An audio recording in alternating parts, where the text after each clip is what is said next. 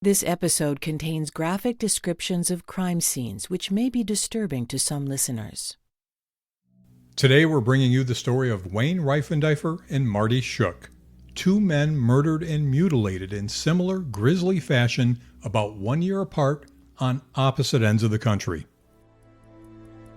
This is APB Cold Case. Here's your host, former police chief Mark Spahn. At 8:15 a.m. on August 19, 1981, a Bureau of Forestry employee discovers a dead body in a remote wooded area on Gottschall Road near Ravensburg State Park in Pennsylvania. He immediately calls authorities. At the scene, investigators find a deceased male. The body is completely naked, no ID, no belongings, and shockingly, his genitals have been removed. Corporal Chad Kramer is with the Pennsylvania State Police. He's been working on this case. He describes the area where the body was found. Basically, it's a gravel road. It kind of leads up a ravine. There's state forest on both sides of the road, and there's a small stream that runs down the ravine alongside the road. At any time of night, there probably wouldn't be any traffic at all, just because the nature it runs into state game lands, so there wouldn't be any reason for people to travel it. Now, I'm going to give you some perspective on the body's location, and you can see a map in our show notes. The body was found about 6 miles off of Interstate 80 and about 15 miles south of Jersey Shore, Pennsylvania. The small community of Jersey Shore is located about 15 miles east of Lock Haven and about 15 miles west of Williamsport, Pennsylvania. These locations will come into play later. A thorough search of the area is conducted, and no significant blood is found at the scene, leading police to believe that the man was killed elsewhere and dumped in this desolate stretch of forest. The body is removed to the coroner's office. When the autopsy results come back, it's revealed that the victim was probably in his late 20s to early 30s and that he'd been killed execution style with a single bullet to the head. There were no visible defensive wounds. His genitals had been severed, which occurred post-mortem, and they were missing from the scene. In order to find out who murdered this man, investigators needed to know his identity. They started by talking to people around town who may have seen the victim in the previous days. Here's Corporal Chad Kramer. Our troopers responded. They began conducting interviews. They tracked down several people in Lock Haven area that had seen him within the area, hitchhiking, walking along the road. They proceeded to go to local truck stops. They did find several other people that had seen him. Nobody knew his name or anything. They just knew who he was based off of they had pictures of him and his tattoos. The 30-year-old man had distinctive crossed trident tattoos on both forearms. At first, he was identified through a fingerprint database search. That identification was confirmed by a family member. The victim's name was Wayne Rifendifer. We spoke with Donna Engwer, who was Wayne Rifendifer's sister. She shared some family history, as well as her fondest memories of her older brother. So Harold and Lucid Rifendifer had 8 children. Wayne was the second child born in 1951, and I was the third child born in 1953. We were both born in Wilkes-Barre, Pennsylvania. When I was 6 months old, we moved to the projects to a place called Marina Village in Bridgeport, Connecticut. Harold was a security guard and Lucid did not work. Living in the small apartment we had was tough and crowded, but Wayne and I, being so close in age, made the best of it and were outside from sunup to sundown. Once in a while, Wayne and I would attend a church called Beacon Light Mission. The one time we went to church, my mother gave us a nickel to put in the plate. Wayne and I were walking to the church and we walked by this bakery, and in the window were these huge cinnamon pastries with raisins, and the price on them was a nickel. We decided to buy that pastry and split it, and it was the best tasting pastry we ever had. Unfortunately, when I was around 11 years old, Harold and Lucid got a divorce. I went with my mother and she took my brother at the time. He was around a year old. We moved away to Massachusetts with my stepfather, and I did not see Wayne again until I was around 13. They had moved into a house by then, and we stopped by there to see my siblings for a short visit. I never saw Wayne again after that until I was 17 and about to graduate. He stopped at our house in Wilkes-Barre. He stayed for a short time to visit as he was hitchhiking to other places. That was the last time I saw him. Investigators now know the identity of their victim. It's time to find the killer. But here's where the case takes a turn. About 10 months after Wayne's murder and almost 2,000 miles away, the body of 22-year-old Marty Shook is found by a fisherman in Daniels Canyon, Utah. He'd been dumped in some trees about 30 feet from US 40. Now, like Wayne, he'd been killed by a gunshot to the head. He was naked except for his socks, and again, like Wayne, he'd been castrated and his genitals were missing from the scene.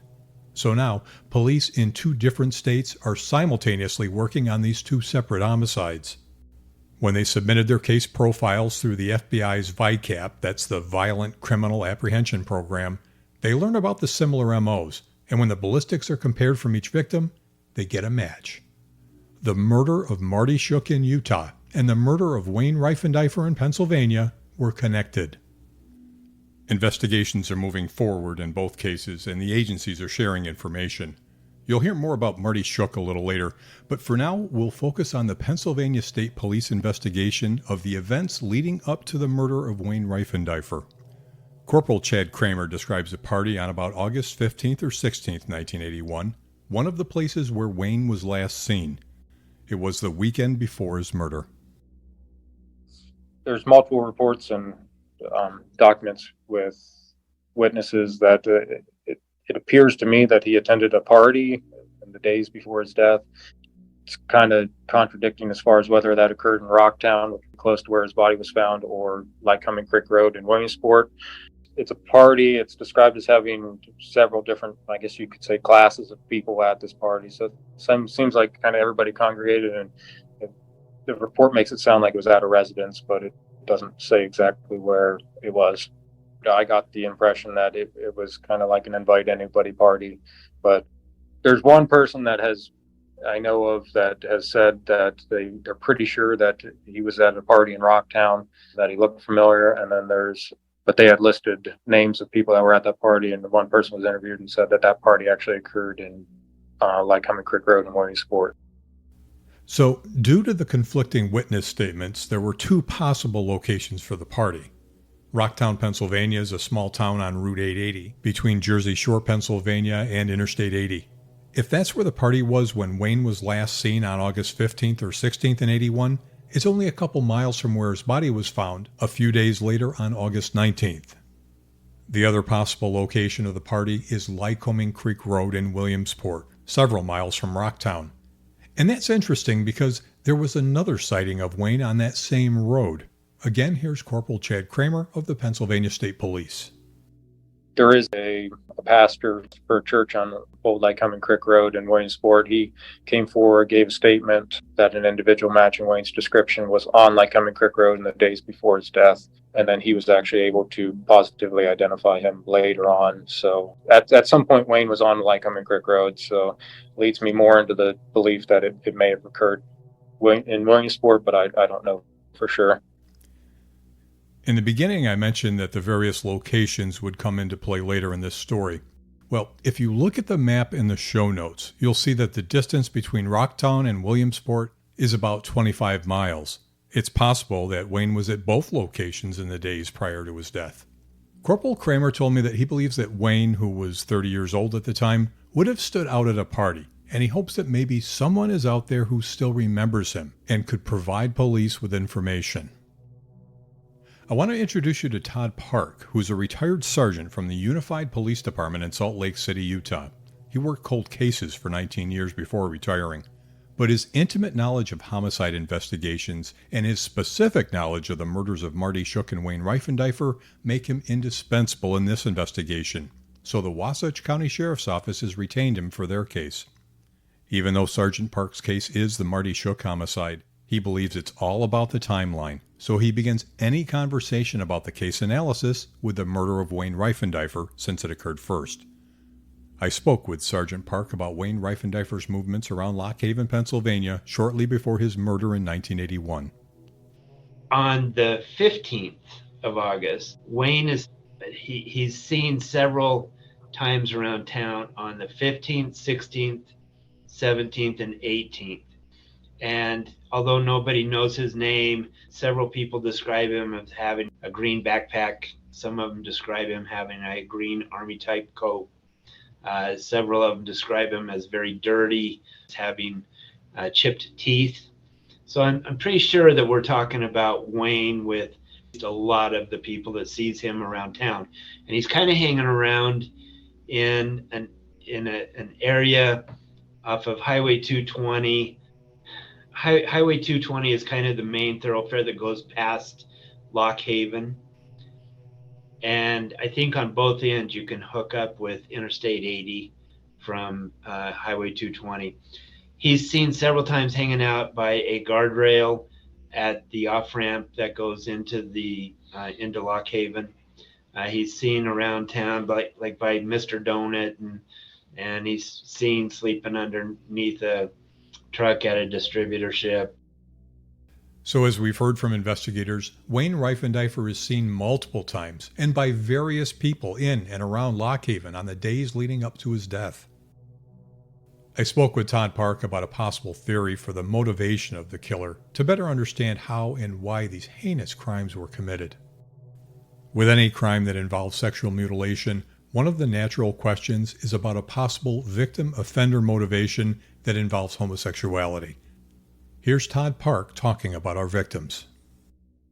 I'm under the opinion that neither one of them were homosexual, and that could have very well been the precipitus of why they were killed. In addition to theories about the motive of an offender, I spoke with Sergeant Park about the chronology of the crime, and he spent a lot of time developing the timeline surrounding both murders. And here's where Sergeant Park's timeline causes him to believe he knows who the suspect is. Let's recap. From August 15th to 18th, 1981, many people see Wayne Rifendifer around Lock Haven, Pennsylvania. His body's found on August 19th, about 35 miles from Lock Haven, and remains a John Doe until a fingerprint check identifies him on August 27th. In fact, it's around 4 p.m. when they get the call about the identification, but they didn't immediately release that information publicly. First, they needed to locate and notify Wayne's family. They arranged a phone call at about 10 p.m. with one of Wayne's relatives.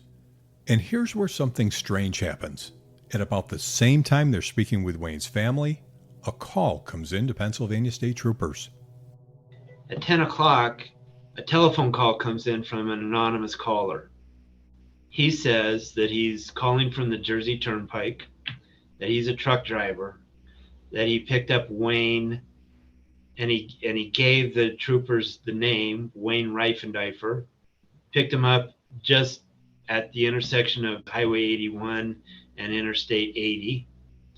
They drove to a truck stop not too far away, fooled around in the sleeper for a while, drove to another truck stop just outside of Lock Haven, and they both go into the truck stop. Wayne goes into the bathroom, comes out with another guy, and tells his truck driver, hey, I'm going to go with this guy. He's going to pay me a lot of money, but I'll come back either later tonight or tomorrow and keep riding with you. And the truck driver tells Wayne, I'm leaving at noon tomorrow. If you're going to go with me, you need to be back here by noon. Police are suspicious about the allegations made by the anonymous caller. The timing of the events described by the caller don't match up with what police know, because people were still seeing Wayne in the area after the time when the caller said he'd picked Wayne up. Here's Pennsylvania State Police Corporal Chad Kramer. I mean, it proves he definitely had contact with him at some point.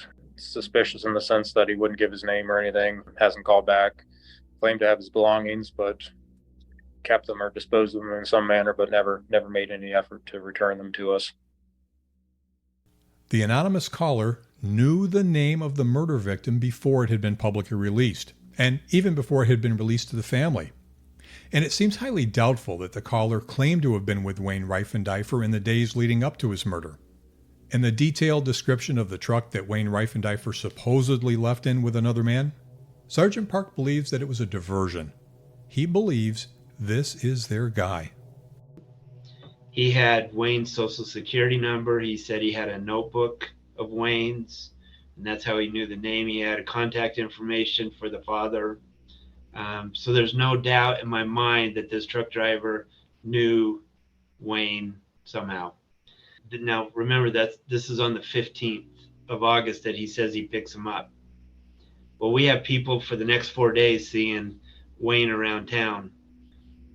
So as this anonymous phone call is coming in, some of the other troopers are trying to do a trap and trace or whatever it was called back then. They contact Bell Telephone Company and they're trying to pinpoint where this telephone call is coming in.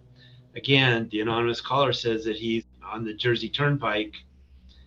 Turns out that they can pinpoint it to a junction that it comes back to 31 miles away from Lock Haven. So my thoughts are, this is the killer, and he lives in Williamsport, which is 31 miles away. He's been seeing the news as they're trying to identify him. They're just giving a shot, probably from the head up to the news, saying, hey, we're trying to identify this John Doe. And so he's seeing all this, and he knows that he can mess with the police. I have limited knowledge of the psychological aspect of some of these sexual type killers. But from my understanding, there's a type of a killer called anger excitation. And it's somebody like this will drive 1,000 miles to find their victim or to hunt for a victim. They will do stuff like this. They will make phone calls into the police because as long as they're getting gratification from the homicide is still real to them and they're still getting something from that. And it could go on for a year. It could go on for 10 minutes. I mean, you don't know how long, but the common saying is the murder isn't over until they say it's over, which means, okay, they're not getting gratification anymore. Now I got to go find another victim. The severed body parts, clothing, and other belongings of the murder victims have never been located. But here's where the investigation takes another strange turn. In 1990, there was a report from California about a man who had a penis in a jar of formaldehyde. Police investigated, and the man did actually have a severed penis in a jar. The formaldehyde had apparently destroyed any chance at a DNA comparison. That suspect, a high school teacher, was charged with murder based upon the discovery of human genitals in his home, along with a charge for the unrelated sexual molestation of a 17-year-old boy who'd been hitchhiking near Las Vegas. The teacher reportedly picked up the youth on his way to a teachers' conference in Minnesota and received permission from the boy's parents for the teen to stay with him. We don't have a lot of details on the reason why a charge of murder was brought for just the possession of the genitals, but it was reported that the murder charge would be dropped after the teacher claimed the genitals were from a cadaver. And when the sexual molestation charge went to trial, it resulted in a hung jury. The prosecutor did not go forward with a second trial, noting that the evidence of the penis in the jar and other evidence was not allowed at trial. One report indicated that autopsy photographs were shared with a California pathologist who determined that the genitals were not that of either Wayne Rifendifer or our other victim, Marty Shook. Investigators continue the search for Wayne's killer, but with no new leads, the case goes cold. And now this brings us to our second case, the murder of Marty Shook. Like Wayne Rifendifer, Shook was a regular hitchhiker, described as a free spirit. Sergeant Park said that Shook worked in Colorado for a few summers with his Uncle Calvin. In June of 1982, Marty took off with Uncle Calvin and Calvin's girlfriend Betty for some fishing and camping around Truckee, California. Here's Sergeant Todd Park. Betty and Marty get into an argument over some food, and I guess they were living in a camper, not one that you pull, but one that you have on the bed of your truck. So you can imagine how small that is, and the three of them were living in that little camper. So Marty and Betty get into an argument. Marty's like, screw this, I'm heading back to Colorado. And he asked Calvin to give him a ride from Truckee down to Sparks, which is just a short distance. And he says, I'm going to go to Colorado. And Marty had a whole bunch of friends in Colorado. So he gives him a ride down to Sparks. And we're assuming that he gets a ride from there with a truck driver. I don't think it's a stretch to think that, but I don't like to put all my eggs in one basket. But anyway, he gets a ride. Now, there's not much on Interstate 80 between Sparks, Nevada, and Salt Lake. There's a couple of small towns And if they stopped in one of those small towns, he could have gotten rides from several different truckers during that drive from Sparks to Salt Lake City. Outside of Salt Lake City, you take Interstate 80 up Parties Canyon to Park City, which is probably about 25, 30-minute drive. Once you hit Park City, you can either continue into Wyoming on Interstate 80, but if you're in a truck and you're going to Colorado, you would cut off and go through Heber City and up over Daniels Summit, and then you'll come into the kind of the northwest corner of Colorado, and you can take Highway 40 all the way over to Steamboat Springs. And it's kind of around that area that Marty would do work. So we know that on June 12, 1982, Marty Shook hitchhiked out of Sparks, Nevada toward Colorado. And it's 47 hours from the time that Uncle Calvin drops Marty off before Marty's mutilated body is found near Highway 40, about 20 miles south of I-80 in Utah. But at this point, the body is a John Doe. Again, here's Todd Park. His body is just off of Highway 40, which is a major highway. It's a 2-lane highway, but it's a well-traveled road. He is carried, I want to say like 40 some feet over to some scrub oak, and his body is put into the scrub oak, and he's basically in the same position that Wayne Rifendifer was found. The only difference is Marty has 2 white socks on his feet. Other than that, no penis, no scrotum, no clothing, no backpacks, no nothing is found at the scene. So it's identical to Rifendifer's. It wasn't unusual for Marty to be offline and out of contact with his mother, so she doesn't immediately report him missing. Todd Park explains. And so he would be off the grid, from time to time. And so his mother did not report him as a missing person for about 2 or 3 months. And the only reason she did it then is because he would always call her on his birthday, and he didn't call her that year. So she started making some phone calls around to the people that he knew in Colorado. She talked to her brother. Nobody had seen him, and so she makes the missing persons report in Truckee. So again, that's several months after he was actually found. Because of the missing person report filed by Marty Shook's mother, the investigation of the John Doe resulted in the identification of Marty Shook through fingerprints several months after his body was found. And as we mentioned earlier, both cases are entered into VICAP, the FBI database where police agencies share victim and offender profiles, including patterns, motives, and evidence to identify both suspects and victims. Again, here's Sergeant Todd Park. A few years later, when both cases get put into VICAP, that's how they start connecting them, and then they ultimately connect the two through ballistics, that both projectiles were fired from the same weapon. I don't have a lot more information on Marty. I don't. I think the connection is Interstate 80. Interstate 80 goes very close to Lock Haven, and it's very close to Heber City. A neighborhood canvass is one of the tactics used by investigators to seek out information. Police go door to door looking for possible witnesses, even to the smallest observation. Because Wayne and Marty weren't living at a particular address or location, there was not a traditional neighborhood to canvass, and the locations where the remains were found were secluded and remote.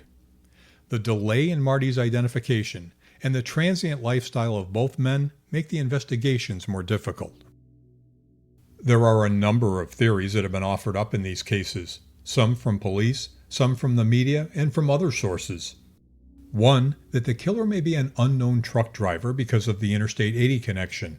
Wayne Rifendifer's last known location is in proximity to Interstate 80 in Pennsylvania, as Marty Shook's location is in proximity to Interstate 80 in Utah. And there's the theory that the killer is the man claiming to be a truck driver who called state police anonymously back in August 1981, a position subscribed to by Sergeant Todd Park. Taking all of this into consideration, I truly think that that's our killer. And I think he lives in Williamsport, or he did. Sergeant Park told me that when you connect the dots, the same handgun used to kill both hitchhikers, and the anonymous caller claiming to have Wayne Rifendifer's personal items, the man he believes killed Wayne Rifendifer, that this would also be the killer of Marty Shook. Another theory that the murders were the work of a serial killer. A serial killer by general definitions associated with at least 3 murders. Corporal Kramer believes that to be a possibility. I can't imagine somebody raising to that level of violence and not killing prior and not killing after. And there's also the possibility that the killer could have been at the party where Wayne Rifendifer was seen just days before his death. The killer may have kept mementos or trophies from his victims, a behavior that's exhibited by some sexually violent killers in order to relive their crime for sexual gratification. This killer may still have the genitalia from his victims, their clothing, backpacks, or bedrolls, and in Wayne's case, a ring that he was known to wear with a very distinctive design. Police are not releasing a description of that ring at this time. Both of these cases remain open. Authorities are hopeful that someone will recognize the killer from his behavior, location, and MO, keeping in mind that friends or witnesses who would have been the same age as Marty Shook and Wayne Rifendifer would be in their 60s and 70s today. Maybe there's somebody out there that had a neighbor that had something that looked like a pickle in a jar. Somebody that had a couple of ratty-tatty backpacks in their garage, and one of them was green in color, and the guy was just a little off.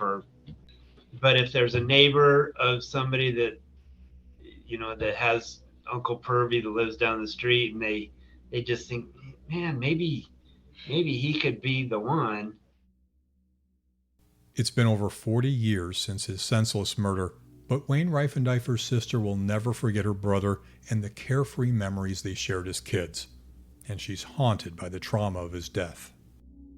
Looking back on my childhood, any fond memories I have include Wayne and the things we shared together for those 11 short years. When I got the news that he had been murdered in 1981, it shook me to my core. As the details came out about what had happened, it affected me in many ways. Whenever my son or daughter mentioned hitchhiking, I would shake from head to toe. I'm still not able to go into the woods in the area where we live because my mind goes instantly to what happened to my brother and the things that were done to him. Did he suffer? Did he die instantly? The fact that the individual that did these things to Wayne is still out in the world terrifies and angers me beyond words. We weren't able to locate any relatives of Marty Shook for this episode, but we don't want to forget him, and we're sure that his family would also want closure and justice for Marty. If you think you might have some information that can assist in the investigations of the murders of either Wayne Rifendifer or Marty Shook, call Lieutenant Shane Frederickson with the Wasatch County Sheriff's Office in Utah at 435-654-3545 or Pennsylvania State Police investigators at 570-726-6000. Those phone numbers, along with other details, can be found in our show notes. Thanks for listening to APB Cold Case. Tell us about your cold case at apbcoldcase@spawngroup.com. APB Cold Case is an original Spawn Group production.